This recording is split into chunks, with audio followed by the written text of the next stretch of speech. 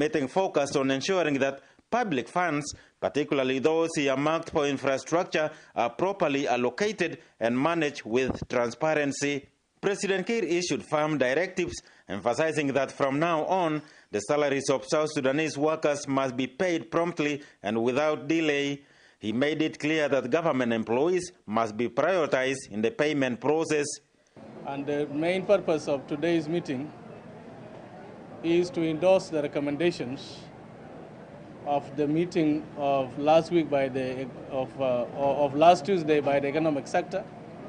And the main agenda is that the chairman has given strict directives to the party and all the cadres that are working in the government. That number one, the salaries of South Sudanese people must immediately be found and be paid to them. Number two, the collection of revenues, especially non-oil revenues, must be done in accordance with the law, that no one is above the law. Subsidies that, tax exemptions that have been applied illegally must immediately be stopped forthwith, and all other orders that have been given by the chairman will have to be implemented immediately with immediate effect. Speaking to reporters after the meeting, SPLM Secretary General Peter Lamboth highlighted that the collection of non-oil revenues will now be strictly in accordance with the law. The SPLM has also taken a strong stance against illegal tax exemptions and subsidies, which are said to be stopped immediately. The people of South Sudan, we want to assure you that the SPLM has taken this issue very seriously. Despite the challenges that the country is going through, the SPLM will make sure that the rights of the people of South Sudan are given to them. The meeting has also given directive on the management of the petroleum resources, that all the resources that are designated for infrastructure will have to be supervised. And the rest of the resources, oil revenue resources from Block 3 and 7, will have to be used for salaries and for government operations. These are clear directives, and our cadres will be called back next week to communicate these serious orders. In addition, President Kiir directed that oil revenues from Blocks 3 and 7 be exclusively used to pay public employees and support essential government operations.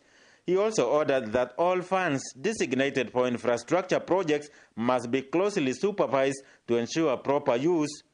The SPLM leadership reaffirms its commitment to safeguarding the rights of the people of South Sudan, ensuring that government resources are managed transparently for the benefits of all citizens. The implementation of these activities will be closely monitored in the coming months. Alejandro Lotok, SSBC News, Juba.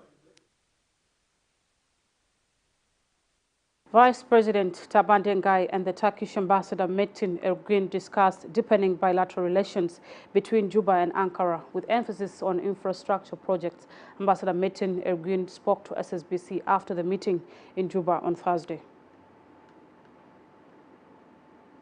We were able to discuss potential cooperation to further the good relations between our two countries, and possible cooperation in further infrastructure. Of Phase 2 of the necessary unified forces is set to commence on 15th February 2025 to accomplish the security protocols in the peace agreement. The chairperson of the High-Level Standing Committee on Implementation of the Extended Transitional Period, Tut Gadluak, announced this during a meeting with heads of security mechanisms, including the Joint Defense Board, Joint Military Ceasefire Commission, Joint Transitional Security Committee, as well as the Disarmament, Demobilization and Reintegration Commission and the Strategic Defense and Security Review Board. Tut, who chaired the meeting in Juba on Thursday, directed the officials to make a swift move towards the implementation of the pending tasks in the security protocols to avoid a further delay, stressing the unity government's commitment to clear all the outstanding issues in the peace agreement. The Minister of Defense and Veterans Affairs, Cholton Balok, emphasized the need to implement the security protocols as stipulated in the agreement to avoid further conflict in the country. while the chairperson of the Joint Defense Board, General Paul Nang, expressed his commitment to working closely with his colleagues from the opposition to implementing the security protocols to ensure peace and stability.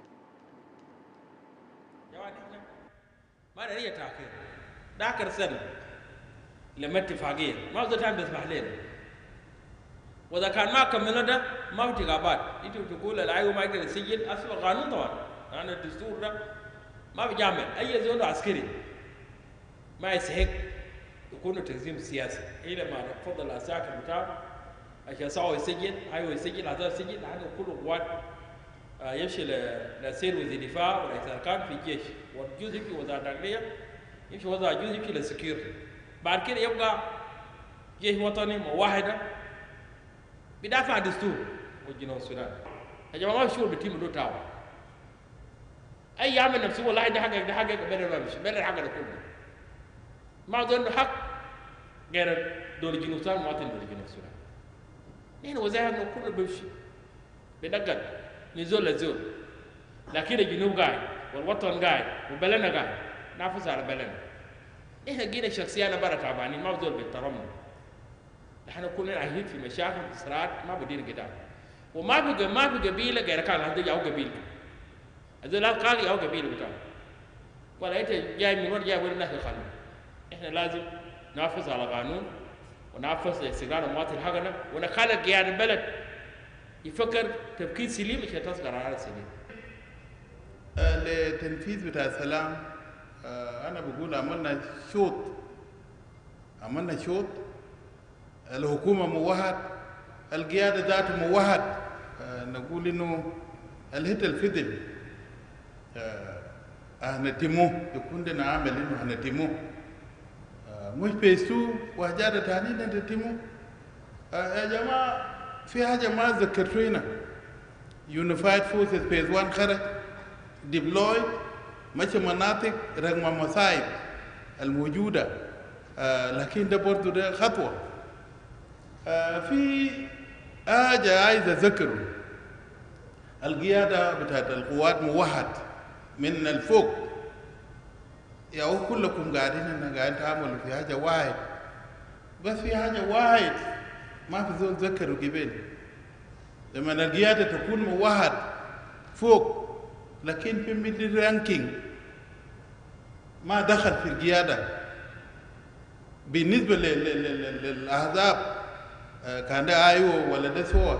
يا جماعه عملنا تنظيم 139 وظيفه هسه فاضي في وزاره الدفاع والقياده عشان نشعر انه نحن موحدين.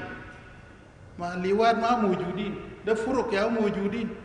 اقول يا جماعه سيد المستشار ما شغل تازول واحد ده دايرك وداير مين وداير ماما انجلينا هي بتاعت اجهزه الامنيه ده كلها نلزم البرنسبل يا جماعه.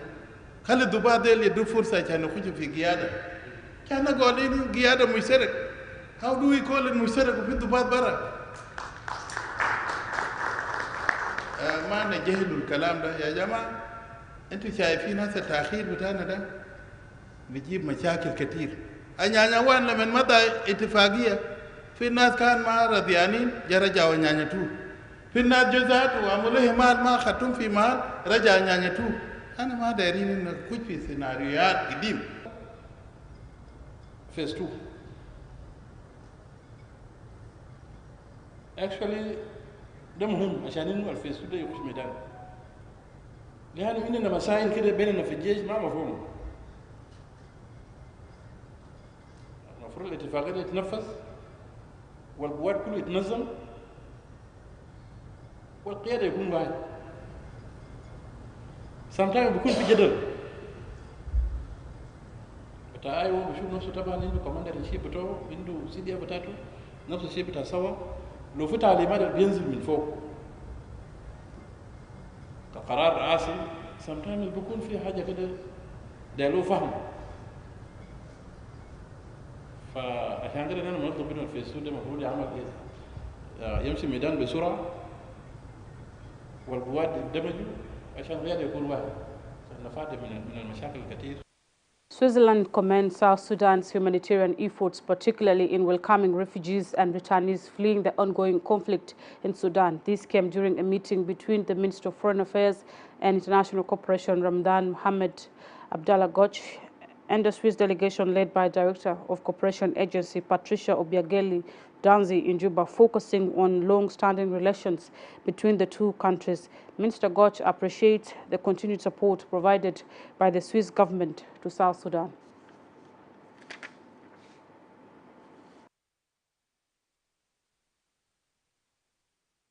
We also discussed the long-standing Swiss partnership with South Sudan that dates back even to the time where South Sudan and Sudan were still one country. And the fact that we want to be part of South Sudan, of this young country, share our experience of more than 700 years of Swiss governance, Swiss country, with the youngest country on the planet, which is South Sudan. We have discussed multilateralism, African multilateralism, and how the different regional approaches can bring progress and prosperity to South Sudan. Let's go for a short break and stay tuned for more stories coming up.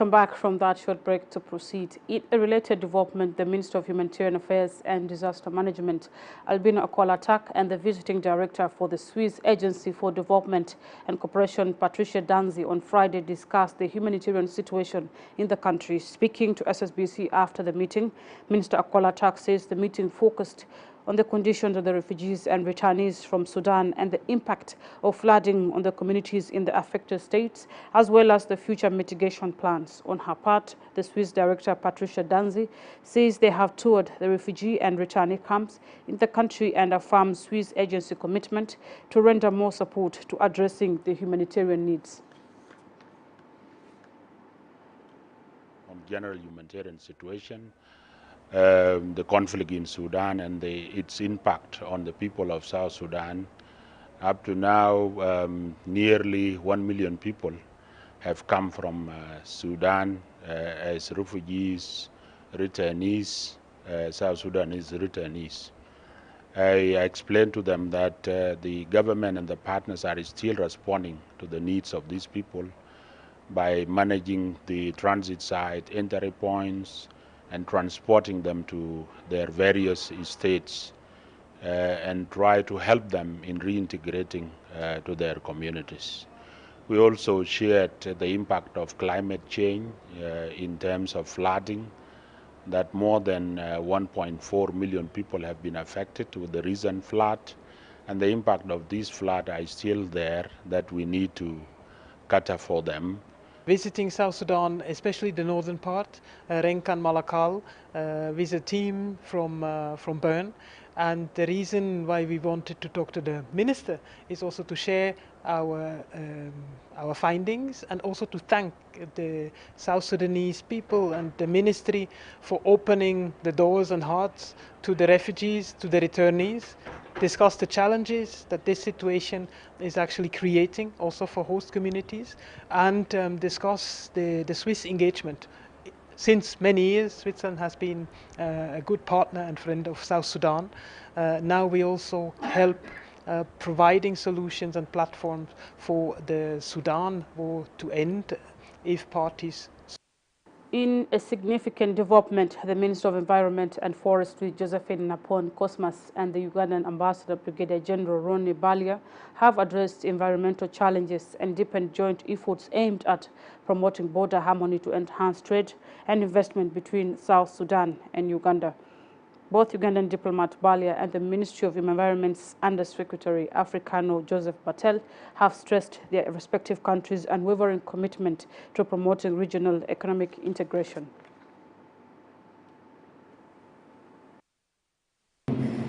Tackle some environmental issues, border issues, and the management of our resources in those areas. We know that in all our societies, they are good, and there's some bad people who do illegal things. So we're going to work together to make sure that the resources that we have in South Sudan and in Uganda will be there for the benefit, because if you take, for example, trees are there, they conserve the soil, they get us rain, and it's for both countries. Uganda is the source of the Nile. We'll be working closely with them in order to make sure that the Nile continues to flow, the impacts of climate change, and a lot of issues. So these resources that we have in these two countries are for the prosperity of the people in Uganda and in South Sudan. So most of the resources are transboundary. That's why we need to harmonize our policies and our strategies and have free movement of people, trade, to build the economies of both countries. I have come here to discuss with the Honorable Minister and the Under-Secretary common challenges along our common border. As I have always said, we are one people. South Sudan and Uganda, we are one people, almost one country. That's why we are promoting integration. These boundaries were put there by our colonizers.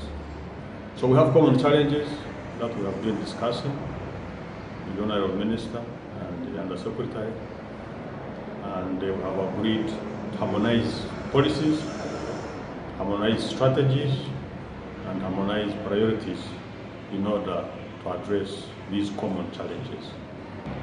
And when there are problems in Uganda, there is conflict in Uganda, in northern Uganda, people run to South Sudan. When there are problems in South Sudan, people run to Uganda. But I'm saying these people should not be called refugees. They are not refugees. They are displaced people, displaced from their homes. They cannot be refugees on the African continent. African continent is. Minister of Wildlife Conservation and Tourism Rizik Zakaria Hassan emphasizes the importance of reactivating National and Reserve Game Park to boost the country's tourism sector. The minister and his accompanying delegation visited Buz National Game Reserve, locally known as Jebel Buz Park, which was established in 1982. The reserve is home to hundreds of elephants, deer, thiang, monkeys, and other wildlife species. Martin Justin reports. Boro National Game Reserve, or Jebel Buz, is one of the oldest reserves that host an estimate number of wildlife, but the conditions of the war have made reliance on it unrealistic, in addition to the increase in gold exploitation, which poses a direct threat not only to the wildlife but also to the people in the region due to the intensive use of chemicals. Brigadier General Juma Saleh, Director of the Wildlife Forces in Raja County, said the game reserve faces many challenges, most notably illegal hunting, mining, and lack of work requirements. هسه الحظيرة نحن جدلناه الحظيرة هسه ماشي كويس يعني في نوع من السرقات البسيط، نوع من السرقات السيدو بيجي بيسرقوا نحن ما عارفينه، لكن لما يقع في يدنا لابد بكون عنده جزء. عندنا قرارات لانه نحن جينا وزينا جوابات كله في وحدات هنا، ممنوع زول يقتل سيد، ممنوع حريقه. Joseph Romano, Executive Director of Borough Al Medina, Payam, said his administration is ready to provide the necessary support to reactivate the game reserve. بحصل فيه اشكاليات كتير، صوت سلاح وصوت بوابير، لكن طالما تم تأسيس بتاع حظيرة شايف في ضوابط شويه منظمه وماشي كويس، فنتمنى انه التنظيم يكون متواصل عشان يقدر الحيوانات الكبار يقدر يقربوا للمدينه، يقربوا للحظيره. فسابقا كان حاجات دي ما في، لكن ما تم تأسيس بتاع الحظيره هذا فيه عامين في تنظيم شويه ماشي كويس. Western Bahar al-Ghazal Tourism Minister Arcangelo Agustino said the visit will encourage the state government to provide comfort and entertainment for the citizens of the state and the country in general. الزيارة اللي هسه هنا جينا هو بيفتح لنا باب وبيشجعنا عشان نقدر نوفر سبل الترفيه ومواقع السياحة، وبنقدر نحدده، والضيوف كان جو السواح بنقدر نجيبهم دغري في موقع الحدث عشان هم ذاته يشوفوا، ومنه بنقدر نرجع مش عشان نمشي جاي كده.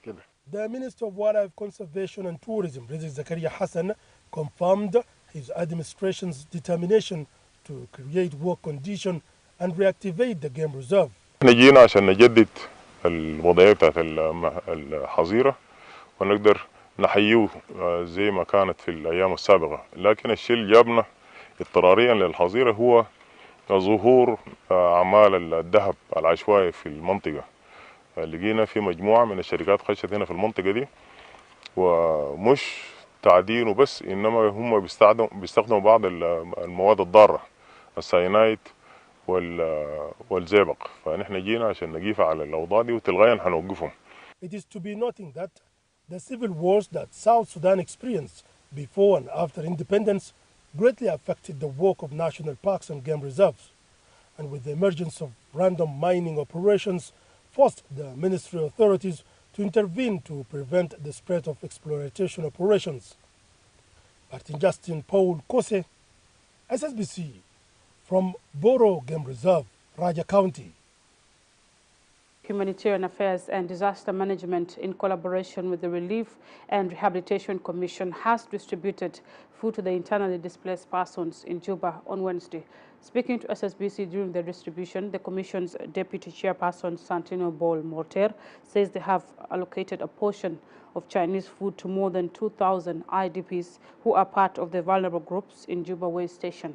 Meanwhile, on Friday, SSRRC Distribution Committee also handed over portions of Chinese food donation to 3 states and other administrative areas.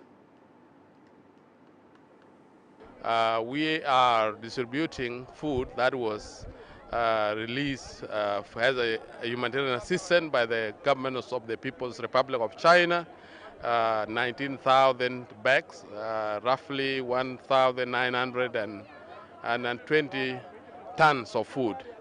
So part of this food has been released so far to several states. Some are yet to receive, and we are releasing 15% of the whole food allocation to be distributed in the IDP and returnee sites here in Juba. We have already started giving out food to the states of Bahr el Ghazal, and today we have the privilege of giving food to the states of Upper Nile. And before us here are the coordinators, who are the representatives of the governments of the states. And on behalf of the Minister, Honorable Albino, he has given us instructions that this food has to go to the affected and the needy people of the states. I'm very happy today to be here to receive the portion of the food to people of Ruang administrative area. I would like to say thanks very much to the Minister of Humanitarian. I would like to say thank you, the government of South Sudan and the government of China, for this donation. It will surely assist people of the state. Really, United States is affected by flooding and cholera. We expected to receive this food before this time, but it is not too late. We are also happy the people of Unity State would be really appreciating the Ministry of Humanitarian Affairs and Chinese government. ولاية جنجلة سعيدة بالكمية الدونة له بواسطة مفوضية الإغاثة ووزارة شؤون النازحين. الكمية بسيطة لكن بتكفي لأنه معنويا وبساعد، بسيطة لكن ولاية جنجلة أكثر ولاية متضررة. I would like to thank Chinese government, and then also would like to thank Minister of Humanitarian for giving these food items. We want to confirm on behalf of the government of Upper Nile, we are receiving 500. Let's go for another short break and we will be right back. Stay with us.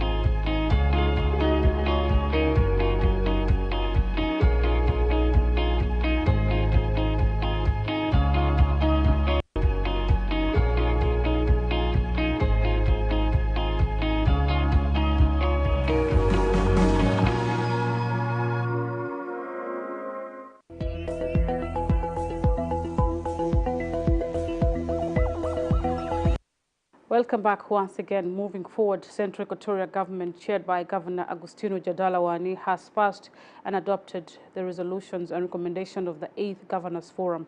Speaking during the meeting, Governor Jadala underscores the need for collective efforts to ensure services delivery to the population. The State Acting Information Minister Gerard Francis, in his statement to the media, says the meeting listened to security updates presented by the Minister of Local Government and Law Enforcement Agency. Gerard added that the meeting also touched on banning of vendors along the street, which says aims at enhancing road safety and reducing congestion. The memo from the Cabinet Minister in regards to the resolutions and recommendations of the 8th Governors Forum. This was actually passed and adopted by the Council, and the Deputy Governor was directed by the Council Ministers to take charge of implementation follow-up of these resolutions. As all of us know that this conference is an annual conference that is always bringing all the entire government of South Sudan in one place, and there were very good recommendations crafted there and resolutions. So Central Equatoria have taken today a step on that and have already tasked itself to implement what was agreed in.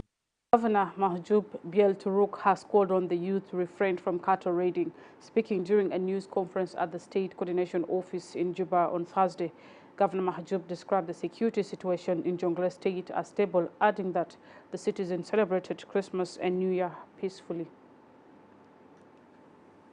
الولاية كلها وضع كويس، يعني في خلال ده ما سجلنا أي مشكلة، يعني من يوم 24 نزلنا قوات نظامية في الشارع، الجيش والبوليس وجهاز الأمن في حماية البريزنس والعسل. الحمد لله ما في أي مشكلة حاصل من يوم 24 ليل موارد، ما في زول كتلوين لنا، التأمين بتعمل بصورة كويس. المقاطعات برضو يعني حوادث بسيطة ما كتير. في بعض السياسيين هنا ما لقوا وظائف طبعا ما لقينا الولاية تستقر. أقل مشكلة بضرب تلفون الناس يشاكلوا، وقاعد في جوبا هنا أولاده هنا قاعدين في جوبا أسرته هنا يخلي الناس يشاكلوا هنا. فبنناشدهم من هذا المنبر إنه الكلام لازم يقف.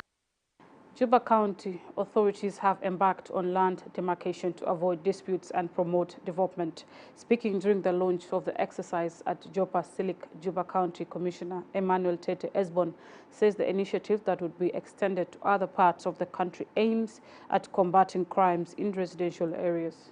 Our reporter has more.